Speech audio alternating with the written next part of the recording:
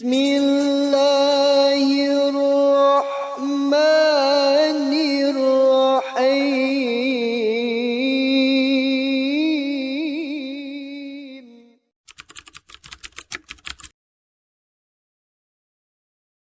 Ilmu didapat dengan membaca, betul memang didapat dengan membaca.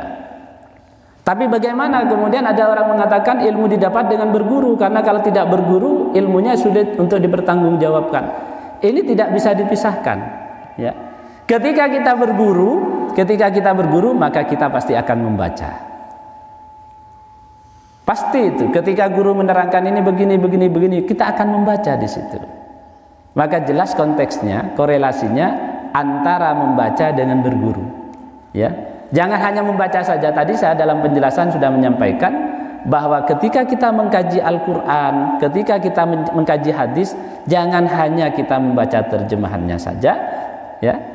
Karena dikhawatirkan kalau kita hanya membaca terjemahannya saja, takut apa yang kita pahami tidak sesuai dengan apa yang dimaksud di dalam Al-Quran dan hadis. Supaya kita on the right track, dalam jalur yang benar, bagaimana? Kita tanya kepada seorang guru, orang yang lebih alim, ya.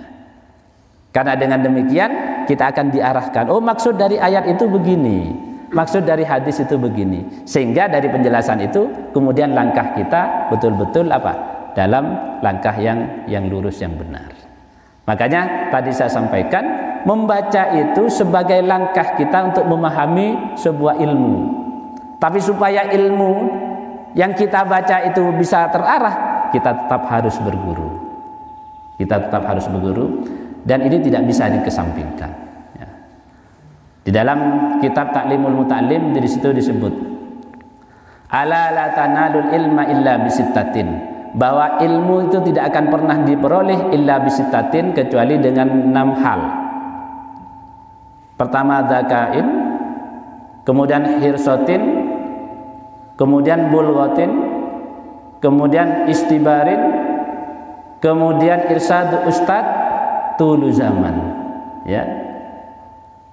Salah satu dari 6 itu apa? Irsadu ustadin, ada guru yang membimbing, ya, ada guru yang membimbing. Maka kalau kita sudah mengkaji sebuah ilmu, kemudian ada guru yang membimbing kita, insya Allah ilmu yang kita dapat akan menjadi ilmu yang bermanfaat dan betul-betul sesuai dengan apa yang diharapkan. Tapi kalau kita mengkaji sebuah ilmu tanpa ada guru yang membimbing kita, dikhawatirkan apa yang kita pahami tidak sama dengan yang dimaksud di dalam Al-Quran.